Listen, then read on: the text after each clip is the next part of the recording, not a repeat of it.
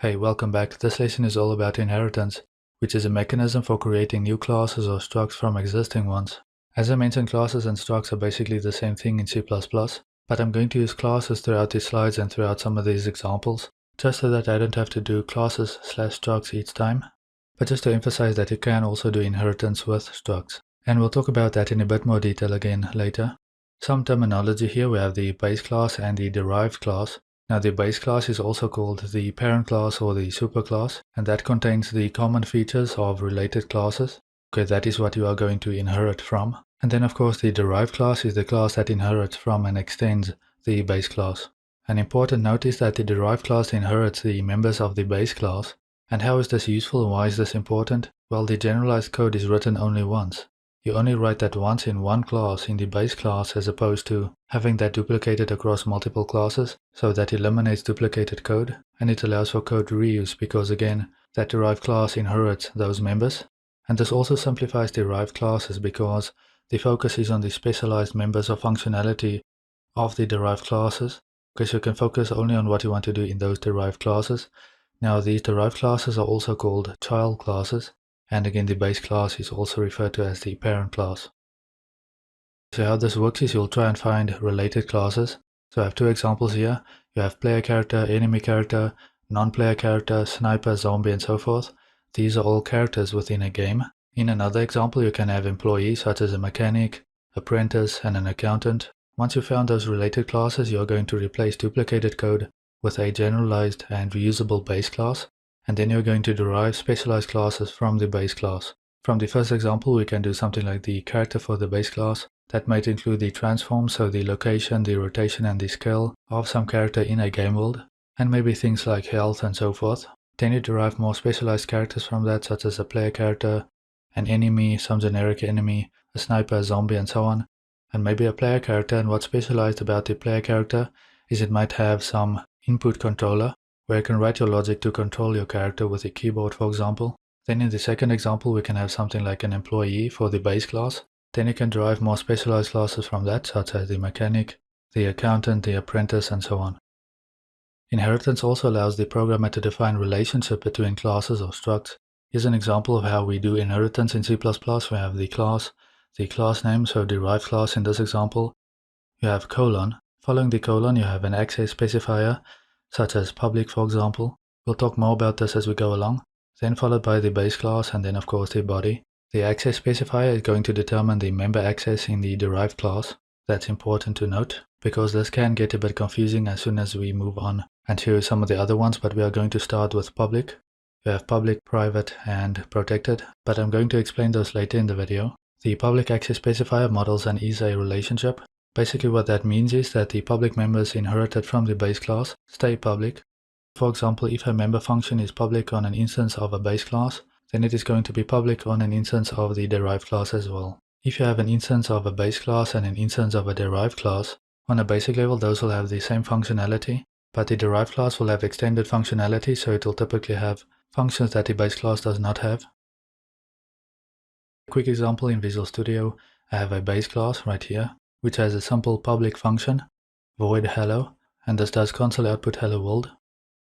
Then I have this derived class, public base class. Okay, so this derives from the base class, and this is how we do the inheritance. Alright, you do this, the colon, public, and the base class name, and then the body will follow that. But because of this inheritance and because of this is a relationship, the derived class will also have this function, this hello function. In main, I construct derived, which is an instance of derived class. Notice this is not from the base class.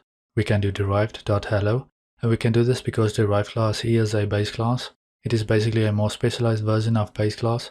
Of course, in this example, derived class doesn't really extend base class all that much. It doesn't have its own members, but that's fine for demonstration purposes here. So this will work: derived class.hello. If I build a run, this will print hello world. Now in previous lessons I talked about the member access specifiers. We discussed public and private. So let's change this to private and see what happens. Now you'll see we get an error right here. Function base class hello is inaccessible. And of course if you build and run, you'll get an error. Cannot access private member. Also, if you go and try and access that directly, maybe in a member function of the derived class, Okay, so you might think this does not work because this is private in the base class. So maybe that is also just private in the derived class, right? So we can do void toString and then call the hello function, which should now also exist within the derived class because it basically is a base class. Well, if you try and do that, you'll also get an error. That function is inaccessible. But if we make this public again, then that is accessible in the derived class. So we can do hello, and then we can do this derived.hello as well. Let's make this toString function right here public. Pull and run and this works fine. It prints out hello world. Okay, but what if we want to protect our members in the base class to make it so that they cannot be accessed from outside code using the dot or the arrow operator, for example? And of course, in that case, they can be accessible by member functions. But if you try and make them private and we derive from that class, then as we can see, we have problems where, again, we'll get an error right here. Now we have a different member access specifier that we can use in the base class called protected. And that will basically do the same thing as the private modifier, where it will hide the member from outside access, but it will allow us to access those protected members in the derived classes. Okay, so here's the slide again on member access control. So the member access specifiers or modifiers, which allows the programmer to specify access rights for class members. And I want to introduce the protected specifier here.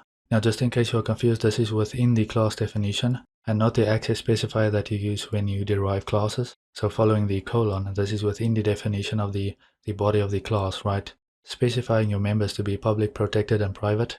Okay, we are familiar with public. Public members are accessible by code outside of the class. We are also familiar with private members, which are accessible by member functions of the same class or struct again. They are also directly accessible by friends, friend functions, and friend classes. But an important note here is that they are inaccessible to derived classes. Okay, next we have the protected specifier or modifier. Protected members are accessible by member functions of the same class or struct. Similar to private members, they are also directly accessible by friends. And the main difference between private members and protected members is that protected members are accessible by derived classes, whereas private members again are inaccessible to derived classes.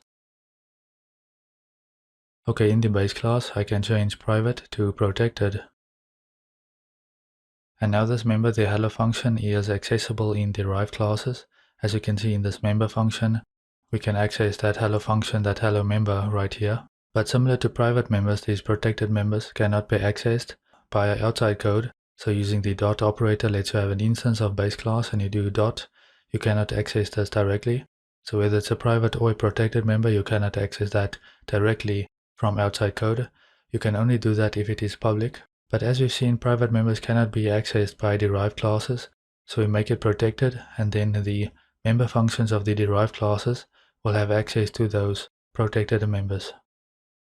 Now this will work. I do derived.toString, and that works fine.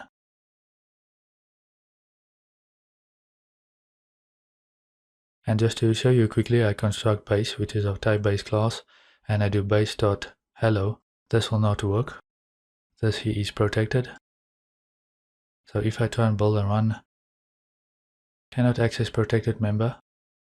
If that hello function was public, then we could do this, of course. But if it's private or protected, then we cannot do this. Okay, so that's the important thing that I wanted to show. With private members, the derived class will not have access to the inherited members, but if you specify them as protected, then the member functions in the derived classes will have access to those protected members directly. Just a few more notes before we wrap up this video. We have this diagram to the right. I'll talk a bit more about these diagrams in upcoming videos, but I have this here for illustration purposes. In this example, class A is the base parent or superclass, and then class B and class C are subclasses or child classes of class A, so they inherit from class A. Class B derives from class A, and then class C derives from class B. Class B is a class A, but not conversely, and then class A is a class B, and it is also a class A. In this next example, we have class A as the base class again, and here class D is a class A, but class D is not a class B, nor a class C. So class C is a class B, and it's also a class A. Class B is also a class A, and class D is a class A. but class D is not a class B, and it's also not a class C. Okay, so this is just to give you a basic example of how these relationships are going to work. And finally, some terminology. We have generalization, which in related classes we can replace duplicated code with a more generalized and a reusable class. Just like you would refactor duplicated code into reusable functions, you're going to basically refactor duplicated code in your class definitions into a more generalized class. And then we have specialization, where we derive specialized classes from the base class, containing additional members as needed. Okay, as you can see in the diagram, class B is a class A, so it's going to inherit some of those members, but it may also contain additional members. Same with class C, it is a class B, and it is also a class A as I mentioned, but that may also contain additional members and functionality. Okay, that is going to wrap up this first introduction to inheritance. We'll continue right on in the next video.